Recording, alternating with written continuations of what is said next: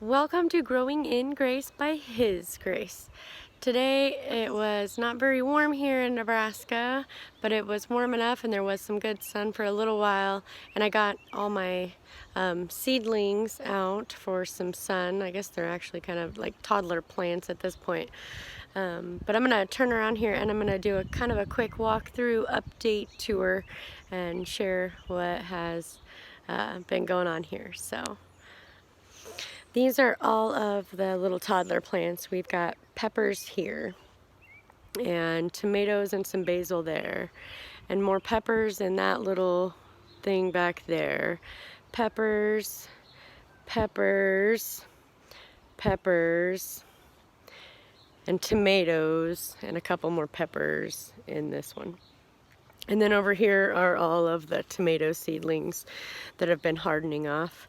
A lot of them are getting really big and they're getting really close to being ready themselves to just go out in the garden. This wind has definitely not been very good to them, but they're still looking pretty healthy, and some of them, their stalks are just getting tough. I had a question. Somebody called and asked me today about planting their leaves, and you do not want to plant their leaves. If you're going to bury their stem to encourage more of a root ball, you have to clip the little arms and any leaves off of the stem to that point.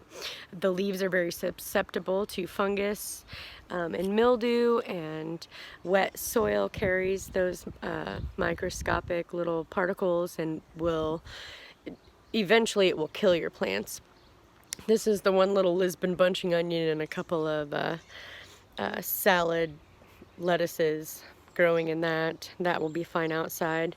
These are some winter squash spaghetti, and then this little guy right there, that is a lemon cucumber. That's the first time I'm going to be trying those this year, so I wanted to kind of start some a little early to hopefully have a head start. This flower bed I haven't done anything with. All of my iris are getting, well, they've been frost bit, and so I want to come over here and trim them up and take care of them.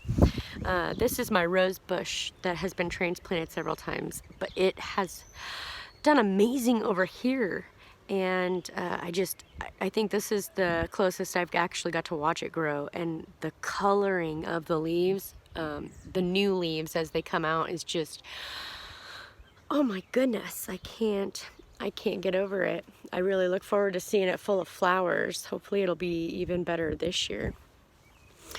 And I did notice I do finally have a couple of sunflower seedlings popping up, but with this near freezing cold temperatures, I really pray that they will be okay. In the garden, I haven't done a whole lot because I've been watching the weather and waiting for some consistently warmer nights when they're up in the 50s, 60s at least, because that's when I'm going to start getting my tomatoes, and then my peppers I'll wait until it's probably closer to 70 degrees at night. Peppers don't really do very well. Zucchini does not do very well in this kind of cold that's coming tonight, so I've got to cover him up. The cauliflowers are going to be okay, I believe. The little chives that I planted out, I'm praying that they will be okay. There he is over there. And then I've got some little thymes that I've planted out. And I guess, I really hope they'll be okay. The dill, I think it's probably not going to make it. The coriander should be all right. It don't mind some cool. All of these lettuces and beets and carrots should be okay. I had carrots that actually survived through the winter last year, and I was able to pick carrots in December. And then again, there were a couple that I'd missed, and that was in February, March maybe. Over here I did get a row of Sierra Blanca onions. They're tiny little buggers right now. Some of them are bigger because onions are actually good to be planted over by radishes. They help keep pests away that will bother the radishes. So I put another row too in between the kohlrabi and the daikon radishes of Walla Walla onions. The peas, there's no really good way I could try to cover them. So I'm praying that they will survive this really, really cold, since it's not going to actually freeze. Those guys over there, they're not as strong, I don't think, as these guys over here. So it's really hard telling if they'll make it. The kales and these lettuces in this bed, they should be all right. And there's no baby seedlings yet in the places where I have planted some seeds. So I'm just going to trust God's timing with that. And speaking of God's timing, I had several things that I had given up on. Some Great Northern big red bell pepper seeds that hadn't germinated, and then there was I had a cup that I had put some Trinidad scorpion pepper plant seeds in, and it was several weeks, nothing had come up. And today, because it was cool this morning, I worked inside in my growing area, and I will try to show that next time, because that's one thing I've been wanting to do. It's a mess though. So I was repotting up some stuff, and I knew I had some dirt cups that were full of dirt that nothing had sprouted. So I thought I would just use that to up pot these little flower seedlings I have. Well, I pulled out my Trinidad scorpion cup, and I was surprised by not one, but two seedlings that had popped up. The one seedling was not very strong at all, but the other one, it looks like it's going to be a good viable plant, so I was pretty excited about that. And then my Great Northern pepper seeds I had put in a paper towel, moistened, and I'd put it in a cup with a clear plastic lid on it, and I'd had it on the heat mat for a couple of weeks. And because they're sweet peppers, usually they sprout within that time. Well, these hadn't. And so I'd given up on them. I turned my heat lamp off. I figured I'm not going to start any more peppers. I've got plenty anyway.